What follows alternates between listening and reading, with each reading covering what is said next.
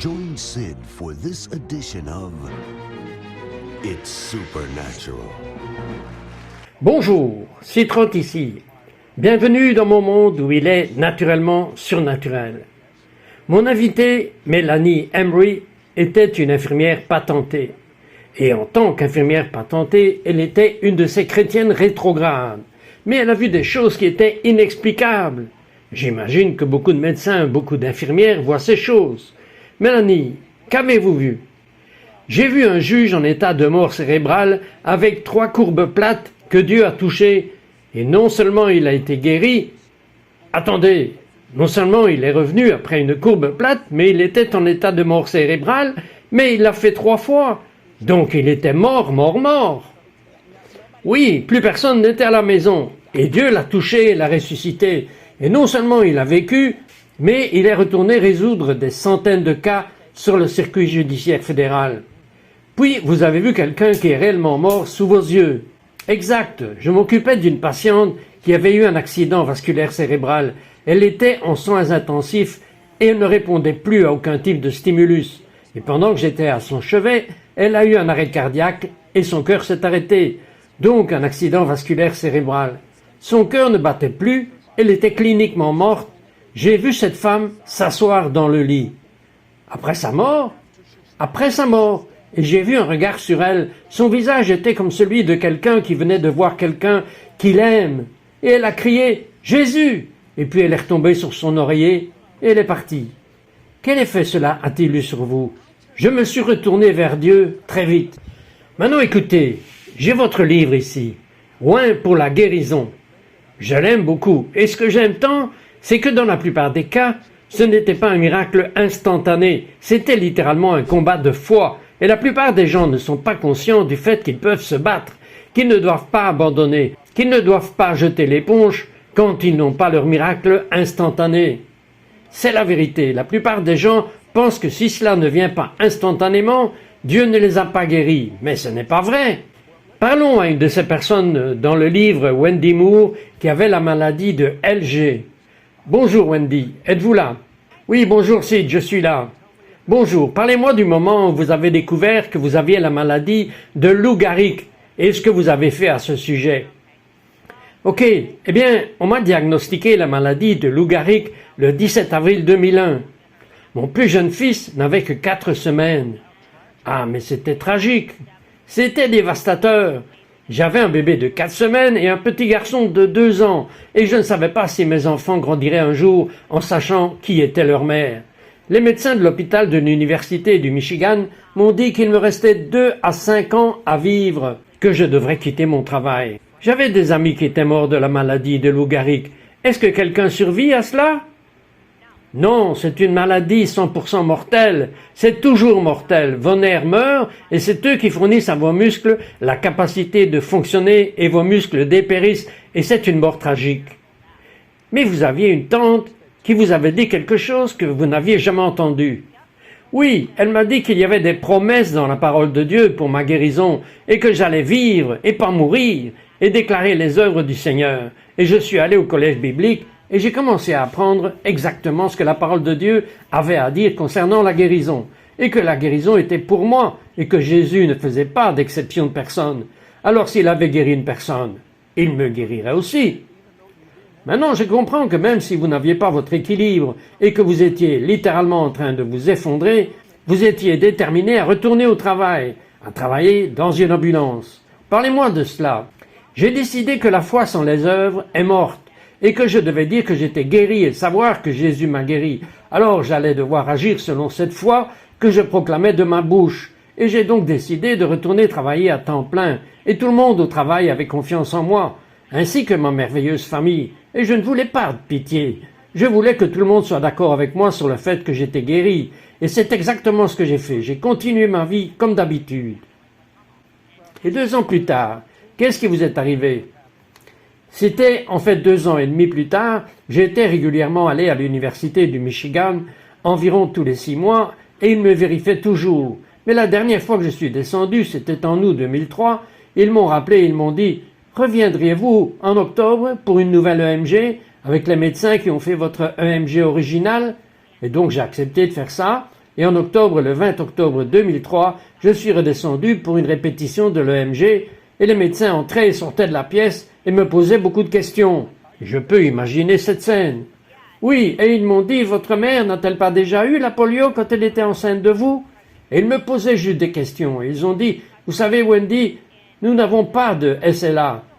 Nous ne savons pas ce qui s'est passé ici, mais vous êtes nerveuse. Ils essayent de se séparer. Ils ont dit que je ressemblais à mes terminaisons nerveuses, comme à quelqu'un qui avait eu la polio il y a 50 ans. Mais elle ne mourrait plus. Et c'est ça, la SLA. C'est que les nerfs sont en train de mourir activement. Et lorsqu'ils ont posé le diagnostic initial, ils ont constaté une mort nerveuse dans les 14 jours suivant le test. Et lorsqu'ils ont fait l'EMG, presque 3 ans plus tard, les nerfs avaient cessé de mourir. Alors, qu'est-ce que les médecins ont dit à ce sujet? Ils ont dû nous laisser seuls dans la pièce pendant environ 30 minutes parce que nous étions juste impressionnés. Je ne m'étais jamais senti aussi proche et j'avais senti la présence de Dieu. Donc c'était un sentiment écrasant, comme si Dieu avait répondu à nos prières exactement comme nous lui avions demandé de répondre. Nous avons eu la foi et nous lui avons fait confiance et nous avons agi conformément à sa parole. Mais qu'est-ce que les médecins ont dit? Ils ont dit que c'était un miracle. Le médecin est venu, il a dit à ma mère et à mon père, « Vous venez récupérer votre fille ?» Nous n'avons jamais pu le dire à personne, mais vous venez de récupérer votre fille, et nous et eux pleurions. Ils étaient absolument dévastés. Alors, ne comprenez-vous pas que la maladie que vous aviez est une condamnation à mort? Absolument, je le comprends, et j'ai vu tant de personnes mourir depuis de cette maladie, et je suis ici aujourd'hui, proclamant les œuvres du Seigneur. Croyez-vous que tout le monde peut expérimenter la guérison telle que vous l'avez vécue? Absolument. Je suis si heureux, Wendy, que vous soyez dans le livre. Je suis désolé à cause du temps. Je vais devoir vous dire au revoir. Maintenant, Mélanie, il y a tellement d'histoires comme celle-ci, et si bien documentées, que j'ai hâte de parler de certaines autres. Nous revenons tout de suite après ceci. We'll be right back to It's Supernatural. Nous vous invitons à découvrir le ministère Salut pour le monde du pasteur Daniel Vindigny, apôtre et docteur de la parole qui marche avec le Seigneur depuis près de 50 ans. Le pasteur Daniel Vindigny est reconnu en francophonie pour son combat pour le salut des âmes, le réveil de la nation et son amour pour la personne du Saint-Esprit. Chaque lundi soir, il prie pour vous en direct sur sa page publique Facebook. Vous pouvez le retrouver sur sa chaîne YouTube Daniel Vindigny, où il dispense chaque semaine de nouveaux enseignements de qualité pour l'édification et la bénédiction du corps de Christ. Si vous souhaitez grandir dans votre marche spirituelle, connectez-vous à l'Institut Daniel Vindigny et découvrez ses nombreux ouvrages sur le site danielvindigny.com. Laissez-moi vous raconter mes petites histoires, courtes, édifiantes, encourageantes et inspirantes. En 30 ans, j'en ai regroupé plus de 3000. La plupart d'entre elles sont vraies ou tirées de faits réels. Je suis certain qu'elles vous encourageront comme elles m'ont encouragé. Soyez bénis. We now return to It's Supernatural. Bonjour, c'est Trot ici avec Mélanie Emery. Et je suis tellement enthousiasmé par ces miracles documentés. Par exemple, j'ai 23 pages ici d'un homme du nom de Desmond Human. Et Desmond était un garçon de 4 ans. Et écoutez ce rapport médical. Je veux dire, combien auriez-vous aimé être ses parents? Il a une tombe, c'est le mot dans le rapport médical, une forme grave d'autisme. Absolument aucune implication dans le monde qui l'entoure. Et puis il dit qu'il doit apprendre à vivre avec, et que cela ne pourra plus jamais guérir. Mélanie, c'est une histoire tellement incroyable. Il y a tellement de gens qui ont soit des situations désespérées et qui nous regardent en ce moment, soit des enfants autistes. Quel type d'activité bizarre a-t-il eu?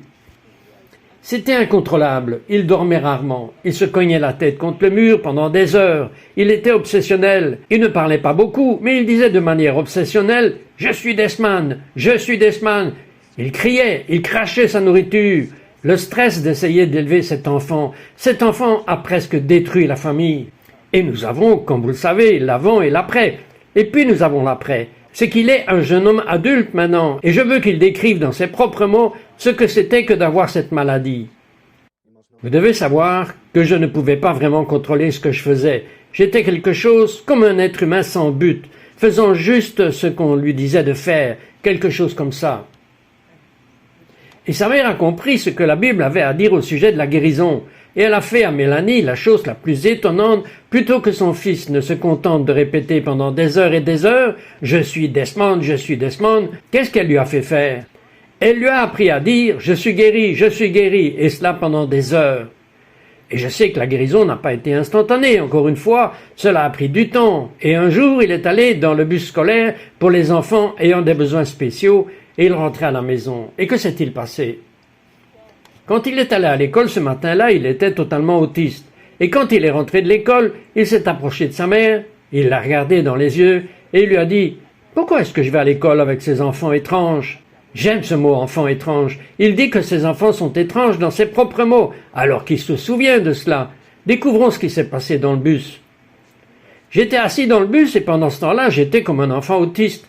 Et tout le temps, je pensais comme une personne normale. Et la première chose que j'ai mentionnée était que c'était des enfants étranges, des gens allongés sur le terrain, parce qu'ils ont des sortes d'attaques physiques qu'on ne pouvait pas voir, très très étranges. Et je pensais, pourquoi suis-je assis dans cette école? Je n'ai pas de tel problème. Je ne pense pas que j'étais autiste céleste, mais néanmoins j'étais guéri. Je pense qu'à partir de ce moment-là, je suis sorti du bus et j'ai dit à ma mère, pourquoi il y a tous ces enfants étranges dans mon école? Et ma mère était très heureuse, et moi aussi. Je suppose que pour la première fois de ma vie, j'ai eu une conversation sociale avec mes parents.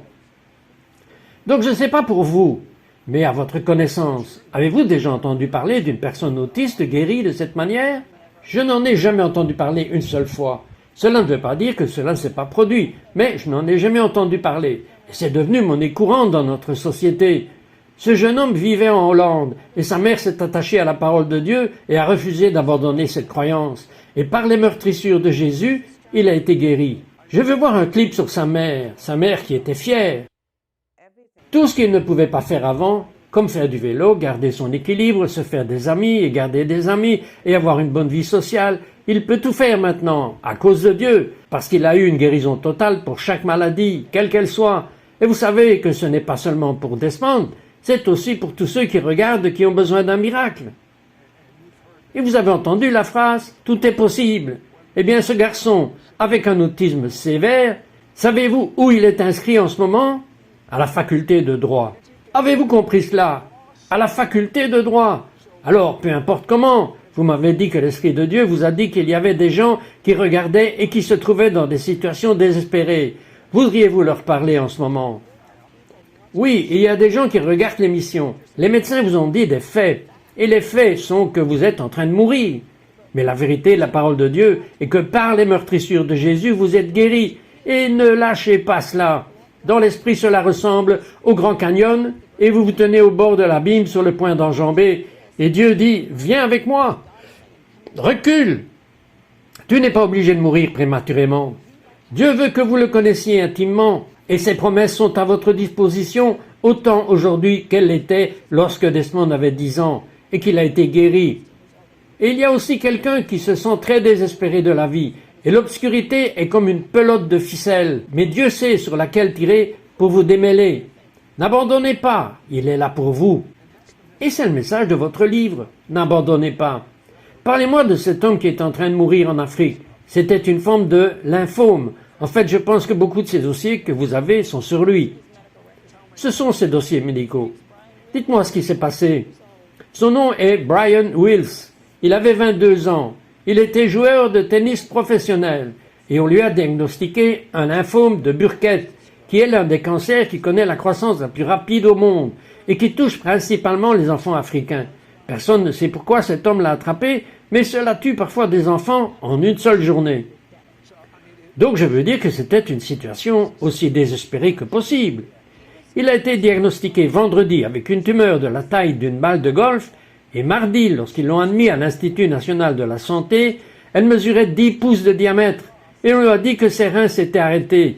On lui a donné 10 heures à vivre. Ça ne peut pas être pire que ça. Nous revenons tout de suite après ceci.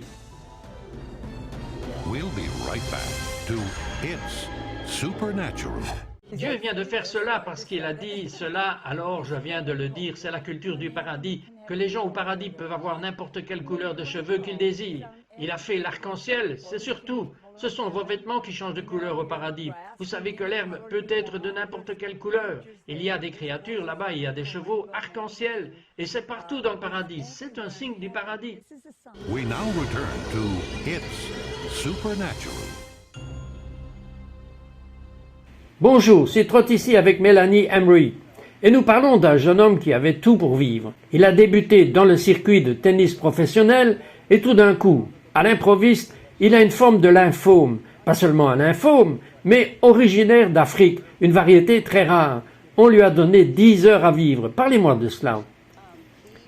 Il est allé vers le Seigneur et a dit « Que puis-je faire ?»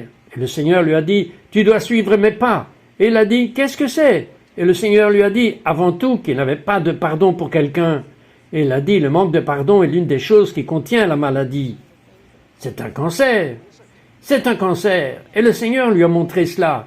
Et Brian a dit « Je ne sais même pas comment contacter cette personne. » Et un numéro de téléphone lui est venu à l'esprit. Il l'a composé depuis la chambre d'hôpital. Et l'Institut national de la santé n'a pas dit à la personne qu'il était sur son lit de mort. Il a juste demandé pardon, il a bien fait les choses, et ses reins ont commencé à fonctionner. J'ai le dossier ici, où le médecin dit que les reins se sont ouverts. Vous avez obtenu le dossier médical, et il ne pouvait pas comprendre pourquoi cela s'est produit. Il n'est pas mort en 10 heures, il était toujours en vie 2 jours plus tard. Alors ils ont fait une autre tomodensitogramme de l'intégralité de son corps, et on lui a dit qu'il était NAD. Qu'est-ce que ça veut dire? Cela signifie aucune preuve de maladie. J'aime cela, NAD, aucune preuve de maladie. À ce moment-là, quand il avait ce scan, c'était dans son foie, ses poumons, tous ses os et ses reins, il a pardonné et le Seigneur lui a montré qu'il avait été laxiste en matière de paiement de sa dîme. Et il a payé sa dîme et tout a commencé à refonctionner. Il n'avait aucune preuve de la maladie, du lymphome du Burkitt.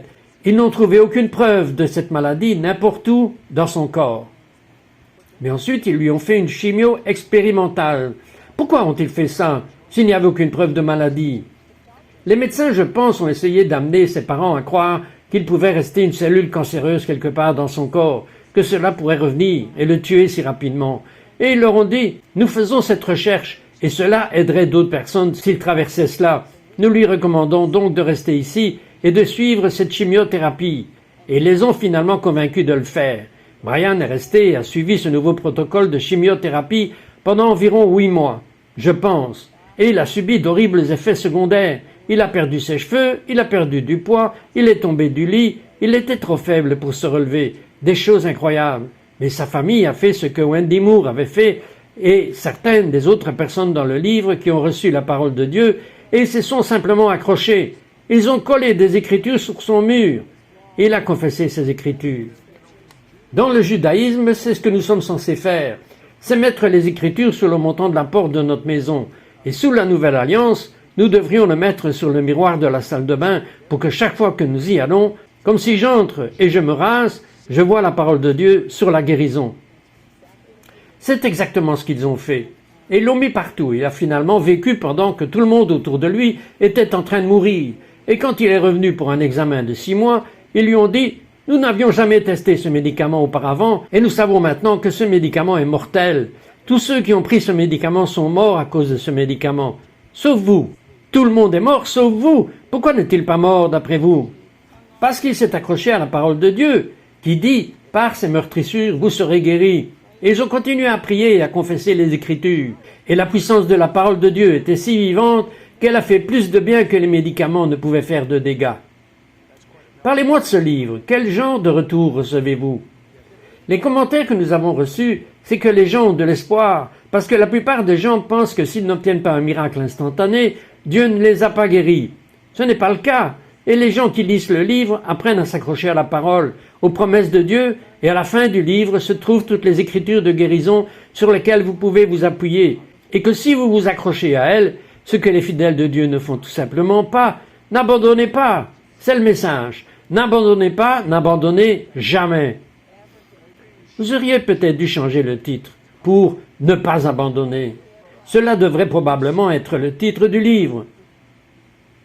Maintenant, une chose dont vous parlez beaucoup, c'est le partenariat. Et c'est le mot-clé, le partenariat entre Dieu et l'homme. C'est vrai, nous avons tous un rôle, tout le monde a un rôle à jouer. Et n'est-il pas étonnant que nous soyons un être en 3 parties et que nous soyons faits à son image, et c'est comme si nous devenions ses enfants. Et il veut nous transmettre son autorité. Lorsque Yeshua a quitté la terre, il a donné son autorité aux croyants, et nous pouvons utiliser cette autorité pour nous-mêmes, pour d'autres personnes.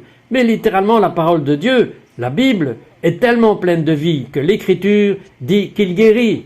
La Bible dit que cela guérit vos os et votre moelle.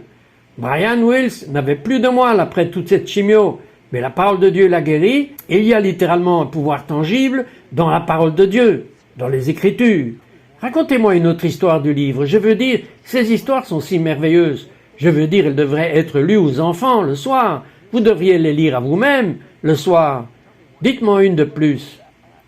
En fait, c'est une de mes amies ici, Anita Sadiki, qui, à 26 ans, a reçu un diagnostic de sclérose en plaques. J'ai interviewé Anita. Continuez. Anita était une pianiste classique et elle a perdu la capacité de jouer du piano. Elle a perdu un œil, elle a été paralysée d'un côté, elle ne pouvait pas tenir son bébé, elle ne pouvait pas voir son bébé, elle ne pouvait pas sentir son visage. Et l'ennemi l'a bombardée d'images dans son esprit de ses funérailles avec ses 2 fils, ses enfants et son mari. Et elle était déterminée à s'accrocher à la parole de Dieu. Et elle a forcé de changer de canal dans l'esprit pour qu'à chaque fois que cette scène de ses funérailles se produise, elle se voit en train de jouer au tennis, jouant du piano, en courant avec ses enfants, et c'était comme dans les autres histoires. Il n'y a jamais eu un jour où elle a été instantanément guérie. Mais après environ 2 ans de cela, tout d'un coup elle a réalisé que, progressivement, petit à petit, elle allait bien. Donc l'histoire est comment 2 personnes peuvent-elles marcher ensemble à moins qu'elles ne soient en accord? Alors elle avait des images en tête qui étaient en désaccord avec les promesses de la parole de Dieu, et elle a simplement aligné ses pensées sur la parole de Dieu. Et l'une des choses qui a été difficile pour Anita est que sa mère, qui était une chrétienne, est décédée d'un cancer, et elle avait prié, et beaucoup de gens avaient prié, et donc Anita se disait « Maintenant, j'ai été condamnée à mort, le médecin a dit, quand elle avait 26 ans, tout ce que nous pouvons vous donner, c'est un fauteuil roulant et un cathéter. » Et donc elle a dû surmonter le doute et l'incrédulité à propos de sa mère et prendre la parole pour s'y accrocher. Et quand cela s'est produit, la puissance de Dieu a juste guéri ses nerfs de son corps. Et on lui avait dit qu'elle ne pourrait jamais avoir un autre enfant. Eh bien, elle l'a fait et il est adolescent aujourd'hui. Vous savez, la guérison est un peu comme dans un jeu de baseball. 3 strikes et vous êtes éliminé. C'est ce que la plupart des gens pensent. Mais dans les nouvelles règles du royaume, vous pouvez continuer à lancer la balle jusqu'à ce que vous frappiez votre ligne de but. La seule façon de vous en sortir est de prendre la batte, de la jeter et d'abandonner. Mais Dieu dit que tout est possible, et c'est une promesse assez inclusive, car tout est possible à ceux qui croient. Mais le plus grand partenariat entre l'homme et Dieu est d'avoir la vie de Dieu à l'intérieur de vous, et cela signifie qu'il ne vous quittera jamais. On ne vous abandonnera jamais. Et quand vous mourrez, vous venez de perdre votre costume terrestre et vous êtes dans les bras du Messie. Et quand vous vivez, vous marchez dans votre costume terrestre, dans un costume terrestre saint, et vous accomplissez les principes du royaume. Vous devez faire de Jésus votre Messie et Seigneur. Ma prière préférée que j'ai priée en tant qu'homme juif, qui ne savait pas que j'avais laissé ma main gauche et ma main droite à propos de Jésus, voici ma prière. Jésus, aide-moi. Sauf que c'était avec beaucoup plus d'émotion que cela. Jésus, aide-moi!